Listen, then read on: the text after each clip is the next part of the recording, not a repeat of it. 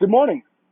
Welcome to Comms 101, Talking from End to End, Episode 5. My name's Rob, and I'm your host.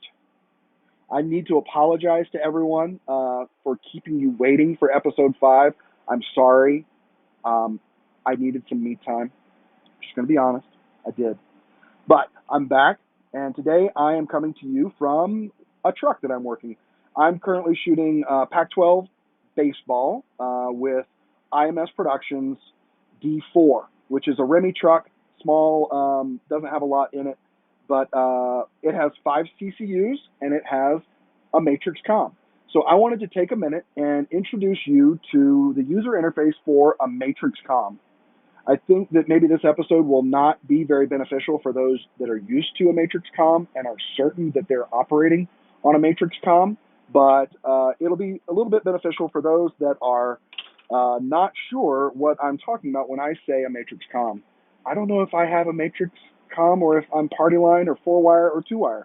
So I'm going to put it all to rest and let you know exactly what the user interface for a matrix comm is like, and there will never be any question in your mind again. So if you're used to working on matrix comm, move along. This is going to be a little tedious for you. But if you are always using belt packs, not really sure what else is out there, then this is for you. So I'm in a television truck. I am going to talk truck cameras and a little bit of party lines, a little bit of point-to-point, some advanced comm stuff, techniques like ISOs. So let's dive into it. Here we go. Did you like that transition? I did that myself in a swivelly chair. It was great. So this truck has 5 CCUs. 1, 2, 3, 4, 5. There are 5 cameras, 4 operators. One of them's a lock-off. But we are going to start with that section of the comms here. This is CCUs 1, 2, 3, 4, 5. All of these CCUs are hooked into the comms one by one. 5 connections to the comms for 5 CCUs, the ability to talk to each one of these persons individually. This is a huge advantage when you need to do direct communication. If you have a problem on a camera and you need to have an offline conversation with that operator while the show goes on, you can do that.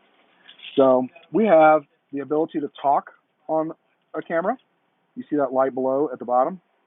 And we have the ability to listen to an individual camera. And I have this chance on this key panel. There's 12 switches. I have 12 opportunities to talk and listen to 12 individual people or groups of people. And this is where the fun and the magic of matrix intercoms comes in. So if I wanted to talk to one CCU individually, I can press down and talk to that one CCU. Or I could talk to different people at different comm stations in the truck. Here we have EIC, Engineer in Charge or Engineer in Chief. He's right next to me. His panel is turned way down, so we won't be able to hear this. Tech Manager behind me is also a KP panel. And then TOC, A2, Stats, Stage, and then we have cams. We're going to talk about these kind of in this order. Individual talk opportunities through 4-wire to these CCUs. Then we have KPs here for EIC and Tech Manager. And these people here are using KPs, key panels, just like I'm using here. These people are using their buttons on their actual camera to talk. But then these down here are all belt pack positions. These are 2-wire belt packs in the field connected only via XLR. How does that work? I thought we were on a 4-wire comm. Well, we are. But we've got 4-wire comms going through 4-wire to 2-wire converters, and they become powered, wet, party line, 2-wire, belt pack comms. And we have different flavors of this because we have lots of different talk paths that we want to communicate back to San Francisco, where this show is actually being produced. So we have a stage manager, which is one type of belt pack, statisticians, which is another type of belt pack, A2, audio assist, and timeout coordinator. Each one of these belt packs is on a different talk path and is not confused by talk on the other paths. So let's talk about how party lines can exist in a four-wire matrix comm. They can exist two ways. Stats. Let's say we were doing a basketball game, not a baseball game. We would have two kinds of stats: official stats and talent stats. This would be an operator sitting on the scoring table with the officials for official stats, and they would be keeping stats for television, but they are sitting with the official scorers, and we get straight from the horse's mouth the correct scoring as deemed correct by the officials. But then we also have talent stats, which is sitting next to talent and can answer questions from them, or in any way liaise in between the talent and the stats book.